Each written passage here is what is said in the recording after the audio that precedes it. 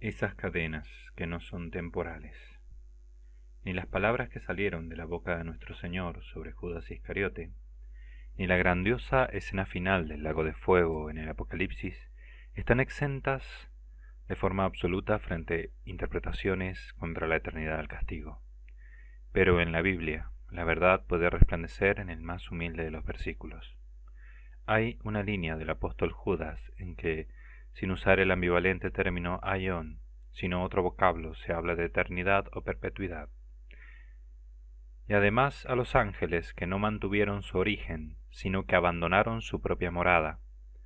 Los guarda con cadenas eternas bajo tinieblas hasta el juicio, separación, del gran día. Judas, capítulo 1, versículo 6. Es cierto que se podría apelar a que esas cadenas son, en sí mismas, eternas o perpetuas.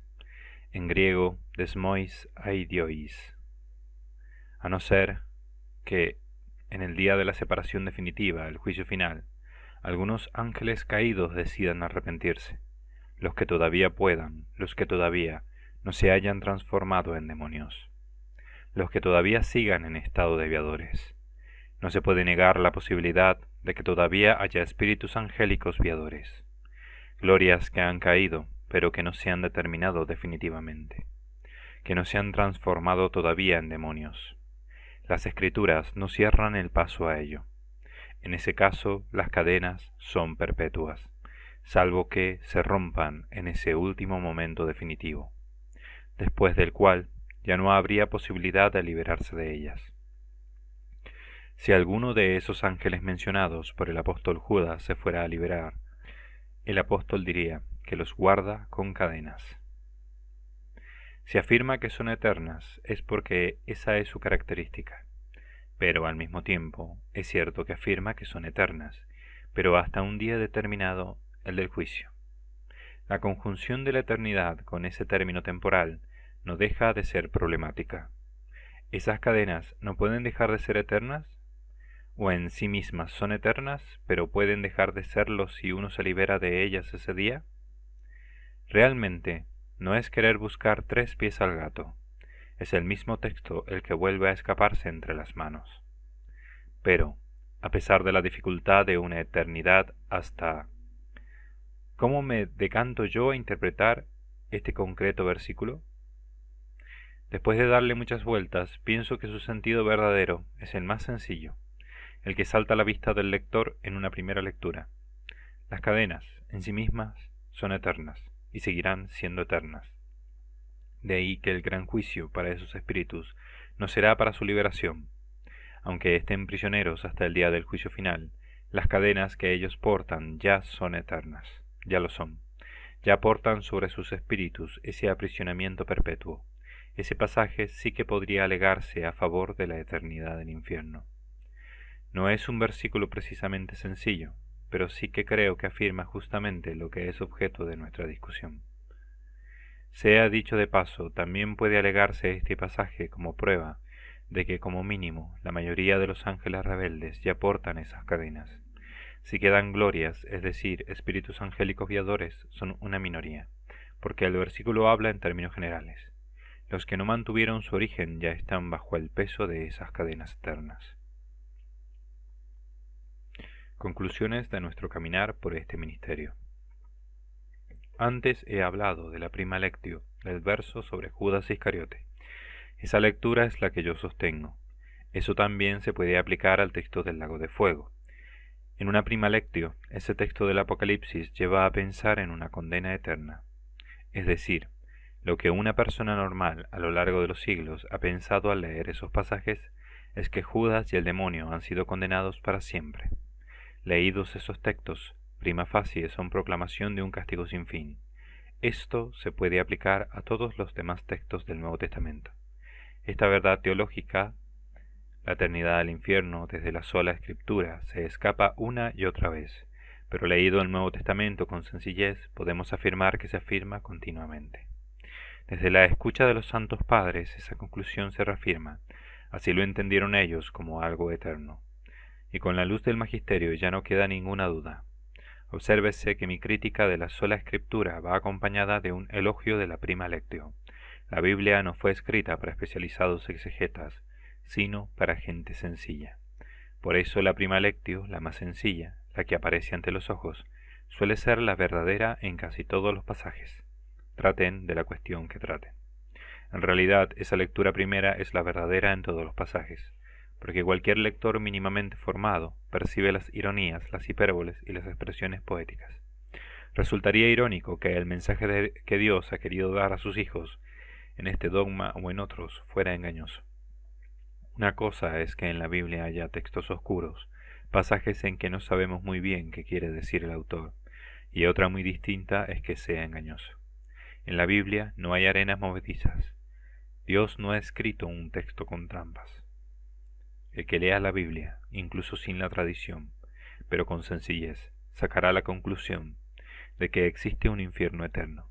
Leído el texto sagrado sin complejos esquemas mentales, la existencia de este abismo eterno es una verdad que atraviesa los dos testamentos, una verdad que concluye la palabra de Dios justo al final del Apocalipsis.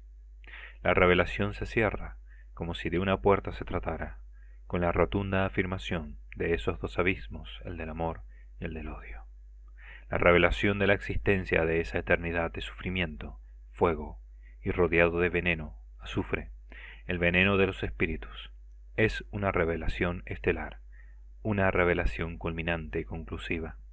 La historia que comenzó con Abraham culmina no en un único final glorioso, sino también en esos otros siglos de condenación, tan inacabables como eternos son los gloriosos. Es como si la escritura estuviera dotada no de un solo final, sino de dos finales, de dos conclusiones paralelas, como si el texto sagrado acabara no en una secuencia lineal de capítulos que se suceden, sino en una bifurcación en la que la afirmación del Apocalipsis 20, la condena del diablo, de la bestia y del falso profeta, corre paralela a las afirmaciones de Apocalipsis 21 y 22 acerca de la Jerusalén celeste. Una sola y única historia entrelazada que acaba con dos eternidades paralelas. ¿Hay algún misterio en el hecho de que la palabra de Dios sea persistente en usar expresiones que no permitan ser concluyentes en forma absoluta respecto a la eternidad del castigo hasta justo el final de la Escritura? En mi opinión, sí. La razón de escoger esas palabras, justamente esas, radica en que por vía negativa se está afirmando que hasta el juicio final, para muchos la situación de castigo es reversible. Por eso esa insistencia en usar una palabra que significa esas dos cosas, castigo que dura una edad, hasta el juicio final, castigo que dura para siempre, la segunda muerte. Con esto no estoy diciendo que algunos no sean ya demonios o réprobos antes de la gran separación final. ¿Cómo voy a afirmar eso si, por el contrario, he llegado a aseverar que hay condenados ya en vida? Ahora bien, salvo para aquellos que ya son insalvables, esa edad intermedia supondrá, tanto para los ángeles caídos como para los hombres caídos, la posibilidad de un tiempo de reflexión, de comprensión, de aceptación de la culpa y purificación. Todo un aión intermedio discurre entre el tiempo y la eternidad. Es el único momento en que las almas están sumergidas en el Evo. Es una temporalidad intermedia, porque discurre entre el juicio particular y el juicio final. Repito que en esta característica escurridiza, que resulta indudable del adjetivo aiónico, podemos observar una expresa voluntad de Dios. Cuando el exegeta busca un versículo rotundo y se encuentra con esta reiterada y curiosa característica, repetida en otros versículos que ya no usan ese adjetivo, ¿no hemos también de ver en ello un mensaje de Dios? Sí, ese mensaje es para que unos será, ese mensaje es para que unos, es que para unos será un castigo iónico, solo hasta el juicio final, para otros será eterno. No será perdonado ni en esta era ni en la edad venidera. Ahora bien, era conveniente velar este matiz. El común de los cristianos iba a leer traducciones que en todas las lenguas decían eterno. ¿Cuántos más pecados hubieran cometido si los débiles se hubieran aferrado a ese matiz, a la idea de que pecaran lo que pecaran, solo iban a estar sufriendo hasta el juicio final? Se hubieran aferrado a cualquier versículo como el que se aferra a un amuleto. Hay que ser honestos y reconocer que aquellos que afirman la existencia de un infierno vacío pueden encontrar pasajes a los que aferrarse para mantener su postura. pero, con toda honestidad y por las razones que he expuesto aquí, la conclusión de la lectura de la Biblia es la de la existencia de un Tártaro eterno. Antes he dicho que para dirimir este asunto tenemos palabras en la palabra de Dios. Ahora bien, tenemos más que palabras sueltas, tenemos un conjunto. No sería lo mismo tener palabras como islas o palabras caídas como meteoritos, que palabras que componen un conjunto sinfónico. Ya no digo nada si ese conjunto sinfónico viene acompañado del coro de los santos padres y escuchado por un público que escucha esa música en la continuidad, la cual viene expresada, interpretada y preservada por el magisterio. De ahí que se puede sentenciar que la Sagrada Escritura, tomada en conjunto, afirma la ilimitada duración de la pena infernal, a pesar de haber pasajes que indicarían que para algunos sujetos la pena puede ser sólo hasta el juicio final. Y de todas maneras, por si quedara alguna duda, la tradición sí que determina el modo en que hay que entender tales versículos de doble interpretación al encontrarnos la palabra ayom. El magisterio ha hablado, y el magisterio de la Iglesia es luz, es guía. Estoy a favor de traducir el adjetivo de ayom por eterno, como se ha hecho hasta ahora. Es una toma de posición, sí, pero una toma de posición a la luz de la tradición. El sustantivo ayom sí que debe traducirse por edad, y así se ha hecho hasta ahora por parte de todos los traductores. Sería negar un hecho indudable que los cristianos de todas las iglesias en todos los tiempos han creído en que la condenación del infierno era eterna. Cierto que ha habido excepciones desde San Gregorio de Niza hasta Hans Urban Baltasar, pero justo es reconocer que estamos frente a una verdadera tradición universal de las iglesias de Oriente y de Occidente, siglo tras siglo, tradición que aparece afirmada en la Biblia. Por otra parte, desde mi teología del infierno, la posibilidad de una amnistía queda totalmente descartada. El infierno son las personas que lo integran. No hay amnistía frente al propio yo. La única posibilidad era que la gracia se abriera paso hasta el centro de la voluntad del cargado con esas cadenas, pero no existe tal posibilidad. La predicación del infierno pasa a ser parte integrante del Evangelio. Allá donde se predique la buena nueva, habrá que predicar el infierno. Allá donde se predique a Jesús, habrá que predicar sobre el diablo. También me gustaría hacer lo que me parece una bella reflexión sobre la eternidad. Etimológicamente, la palabra aion significaba vida. De significar vida, pasó a significar el periodo de tiempo de una vida. De allí pasó a significar un largo periodo de tiempo, mayor que la vida de una persona, y de allí pasó a significar la eternidad. Siempre existe la tendencia a pensar en el tiempo como un camino, como una especie de vía en la que nos movemos. Es una abstracción completamente justa y verdadera, pero esta etimología nos recuerda que yo no tengo otro tiempo que mi vida. Mi tiempo es mi vida. Esto nos lleva a considerar a la eternidad como vida, la temporalidad sin fin del condenado. La temporalidad sin fin del condenado es vida. Hay quienes creen que el cristianismo es posible con todos sus dogmas, pero con un infierno vacío. No olvidemos que no posee la ortodoxia de la fe cristiana el que piense que un solo versículo de las Escrituras está errado. Lo primero que debe creer un cristiano es que lo que Dios mismo nos ha dicho es verdad, enteramente verdad. Lo que sí que es cierto es que todas las veces que habla Jesús acerca de la gehenna, lo hace refiriéndose en términos de futuro, no de realidad presente. Incluso cuando en la parábola de las vírgenes necias se les cierra la puerta al banquete, no se dice que esa clausura sea definitiva y que después no pueda ser abierta esa puerta. La voluntad de las vírgenes necias es buena. Únicamente les falta un requisito que puede ser subsanado con la ayuda de Dios. Puesto que el aceite de las lámparas representa sin ninguna duda una realidad espiritual de la que carecían en sus almas, nos simboliza una blasfemia imperdonable contra el Espíritu Santo. Lo mismo se puede decir en el pasaje en el que Jesús dice: esforzaos por entrar a través de la puerta estrecha, porque muchos, en griego poloi, os lo digo, buscarán entrar y no podrán. Lucas capítulo 13, versículo 24. Nuestro Maestro enseña eso, la realidad de no poder entrar, pero no afirma que esa puerta esté cerrada de forma definitiva, y menos cuando en otros pasajes habla de un perdón en esta era y otro perdón en una era futura. Pero el que habla contra el Espíritu Santo no será perdonado ni en esta era ni en la edad venidera. Mateo capítulo 12, versículo 32b. Cierto que muchos al morir no podrán entrar en el reino de los cielos, pero en algún momento de la segunda era sí que se les concederá entrar. Jesús podría haber usado términos tajantes al hablar del misterio de la eterna reprobación para dirimir las cuestiones planteadas aquí, pero premeditadamente usó expresiones futuras. Con ello quiso correr un velo. Los predicadores fuertes, amantes de recrearse en el fuego y el azufre, pueden considerarnos débiles y acomodaticios al pensamiento imperante a los que insistimos en que este misterio debe ser predicado, sí, pero según los términos bíblicos. Esos predicadores ardorosos insisten en la condenación de una proporción considerable de los hijos de Dios.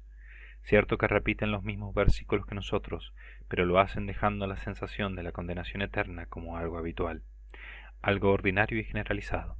Cierto que en sus sermones no pocas veces vuelven a remarcar que nadie sabe el número de los condenados, pero la impresión que queda en los oyentes no deja lugar a dudas acerca de su visión pesimista. Este tipo de predicadores, con iglesias o con videos en internet, gusta mucho repetir revelaciones privadas tremendas, pero no les gusta tocar el tema de esas calculadas ambigüedades escriturísticas, las cuales son vistas como la puerta trasera de la justicia de Dios. En definitiva, concluyen algunos, si eso fuera así, daría lo mismo ser fiel que no ser fiel. Nuestra fidelidad, nuestra respuesta de amor al amor, que es donación, no puede ser una respuesta policial. Entre comillas, si no me pillaran, yo estaría en el bando de los cacos, cierra comillas. No podemos ver, como una tradición divina, un índice de condenados inferior a lo que eran nuestras expectativas. Esas calculadas ambigüedades, esos premeditados claroscuros, permitirán que muchos se salven, al final, como el que pasa por el fuego. Si el trabajo es quemado, el constructor sufrirá pérdida. El constructor será salvado, pero solo a través del fuego. Primera carta a los Corintios, capítulo 3, versículo 15. Es la parábola del hijo pródigo la que nos da el criterio de interpretación de la realidad del infierno, no el concepto romano de Duralex. Lo cierto es que solo podemos hablar de este misterio del más allá en los mismos términos en los que lo hace la Sagrada Escritura. Cuando nuestra historia termine en el juicio final, se verá en todo su horror el misterio del abismo eterno de remordimiento, fuego, oscuridad y sentimientos venenosos. La Biblia sigue ese mismo esquema. Es al final de sus páginas cuando se nos muestra abiertamente ese misterio del lago de fuego espiritual que nos extingue. Hasta llegar a ese capítulo del Apocalipsis siempre cabía la esperanza de que las palabras de Jesús fueran posibilidad y no realidad. El lector que no supiera nada del cristianismo y leyera toda la Biblia sin saber su final, desearía que la Biblia acabase del mejor modo posible, y ese modo óptimo es un doble final. Con los irreductibles no cabrá otra posibilidad. Entonces la muerte y el Hades serán arrojados al lago de fuego. Esta es la segunda muerte, es el lago de fuego. Apocalipsis capítulo 20, versículo 14. Es tan triste, hay una muerte del cuerpo y una muerte del alma. El que no logre la vida espiritual en la etapa intermedia, ya no la logrará nunca. El Hades es, en definitiva, la muerte espiritual, y todos los muertos espirituales, ya antes del juicio final, estarán en el Hades. Hay una cierta identificación entre el infierno y tener un espíritu muerto, como también hay una identificación entre Cristo y la vida espiritual. Y Dios nos ha dicho que ese averno que contiene toda la muerte espiritual será arrojado al lago de fuego. Los demonios no ocupan lugar, así que ese ser arrojados al lago de fuego en realidad significa que ellos son el lago de fuego.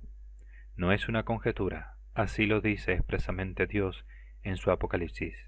La segunda muerte es el lago de fuego. ¿Se arroja un condenado a un lago? Sí, se le permite vivir con otros. ¿Se arroja el infierno a algún lugar? Sí, ellos son ese lugar. Ellos ya son ese lago de fuego. Incluso antes del juicio final. Pero, entonces, se los arroja a la eternidad. Ese lago se hunde en las profundidades de los siglos sin fin. Lo repito. ¿A dónde se arroja ese lago de condenados? A la eternidad.